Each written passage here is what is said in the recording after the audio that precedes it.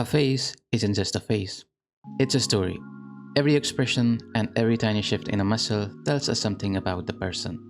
As humans, we are naturally pulled towards faces. It's one of the first things that we learn to see as babies. Even before we can speak, we learn to understand emotions just by looking at the face. We can tell if someone is happy, sad, angry, or scared without them saying a single word. This natural ability to read faces is exactly why they are such a popular subject for artists. A well-drawn face doesn't just show us what someone might look like, it can also reveal their personality, what they have been through, and how they truly feel. Like many artists, I have always loved drawing people, especially their faces. I have spent a lot of time on portraits. I wasn't always great at it. My face drawings looked pretty different a few years ago compared to now. I have improved a lot over the years, and along the way, I have learned a lot of helpful things that I will share with you. But first, why is drawing faces so incredibly tough? The main reason is that people are really good at spotting mistakes in faces, or at least sensing when something is just off.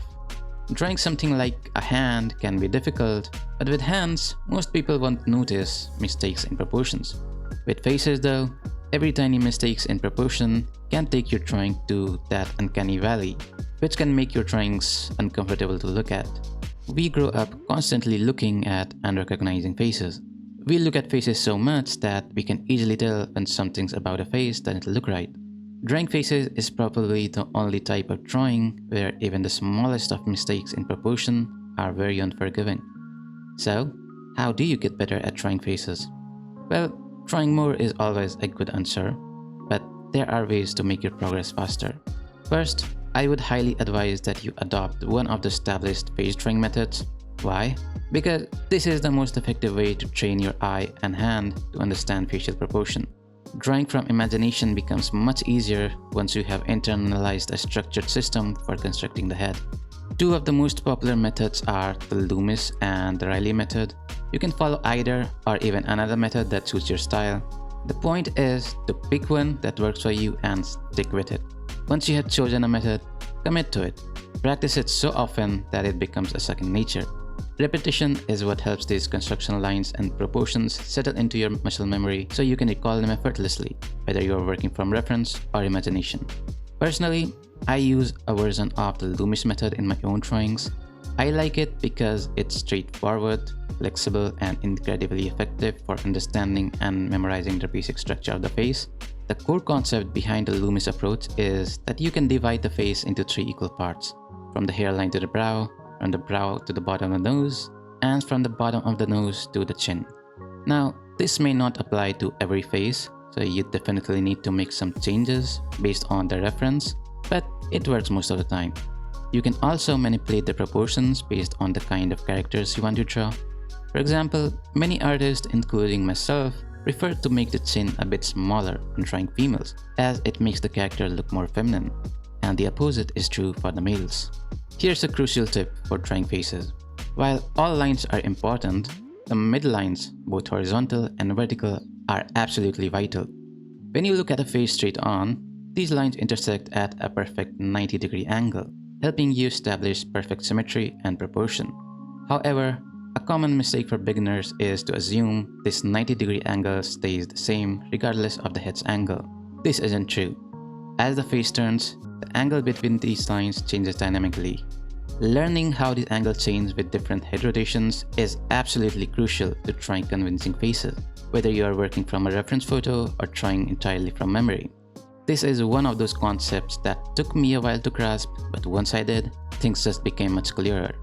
So find some references and study these angles and memorize them. Now that you have got proportions down, it's time to dig deeper, literally, under the skin, to the skull.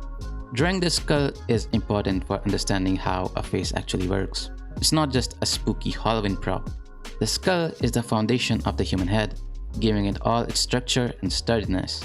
It's not just a solid round sphere either, it's a complex arrangement of bones, each with its own unique form, curves, and angles. Without understanding these underlying forms, your drawings can look flat and flimsy. Every facial feature, the eyes, the nose, and the mouth, isn't just floating on the surface. They are precisely placed and supported by specific parts of the skull. Understanding these placements will help you draw faces that looks believable. Now, look at this face right here. This face has a lot of angle changes in it, but do you know why these angle changes happen?